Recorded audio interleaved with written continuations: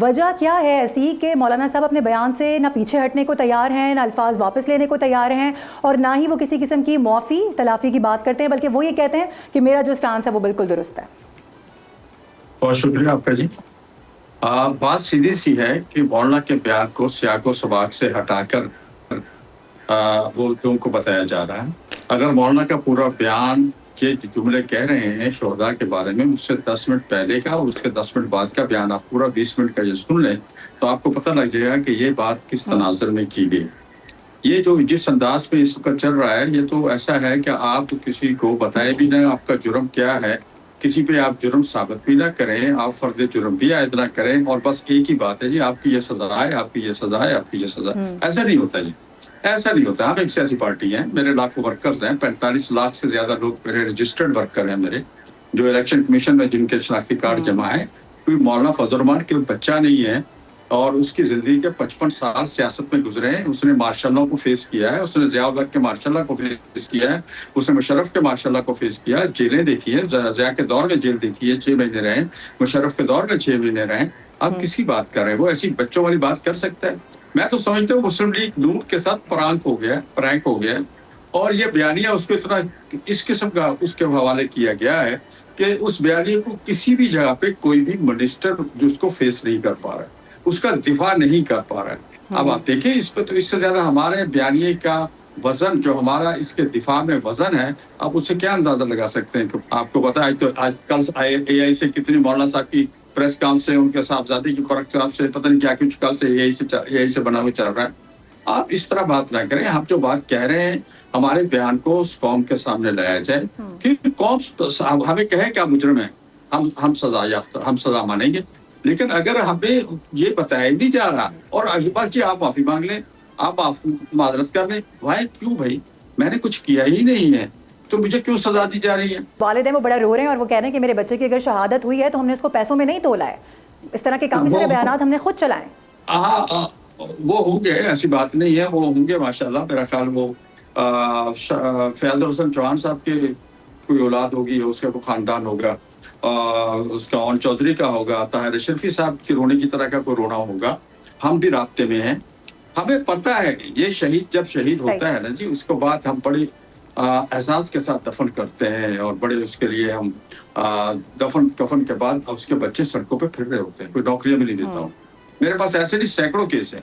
میں اس پہ سوچ رہا ہوں، میری پارٹی سوچ رہی ہے کہ ہم ان لوگوں کو سامنے لائیں جو لوگ اس پولیس کے دفتروں کی چکر لگا رہے ہیں. بالکل غور صاحب، یہ تو اچھی بات ہے اگر آپ کی جانب سے اس پر غور و فکر کیا جا رہا ہے کہ ایسے کیسز ہیں جو آپ سامنے لا سکتے ہیں، آپ کا جو موقف ہے وہ مزید سامنے آ سکتا ہے، تو اس سے اچھی کیا بات ہوگی. ساتھ ہی رہے گا ذرا میں اس کا جواب لے لیتی ہوں. علی گوہر بلوچ صاحب بھی ہمارے ساتھ ہی موجود ہیں. علی گوہر بلوچ صاحب، اب ظاہر ان کی بات آپ نے سنی ہے. ایک جانب تو یہ مسئلہ کہ کسی طرح سے بھی جو بیان ہے اس سے پیچھے ہٹنے کو تیار نہیں، کیونکہ کہا یہ جا رہا ہے کہ سیاق و سباق سے ہٹ کے پیش کیا جا رہا ہے، آدھے جو ٹکڑے ہیں وہ چلائے جا رہے ہیں سوشل میڈیا اور میڈیا پر. آپ سمجھتے ہیں کہ کیا ایسا ہی ہے؟ اور اگر ایسا ہے تو پھر نون لیگ کی جانب سے یا حکومت، ظاہر ہے آپ کی حکومت ہے تو آپ چاہیں تو اس پورے بیان کو بھی ریفر کر سکتے ہیں کہ جی کیا بیان ہے، جو بھی سارے معاملات ہیں اس پر بیٹھ کر بھی بات چیت ہو سکتی ہے. تو شاید یہ جو معاملہ ہے جتنا طول پکڑ رہا ہے اس پر بھارت بھی بہت زیادہ اس کو کیش کر رہا ہے، وہ نہ ہو پھر. بسم اللہ الرحمن الرحیم. دیکھیں اس چیز کے 2-3 پہلو ہیں.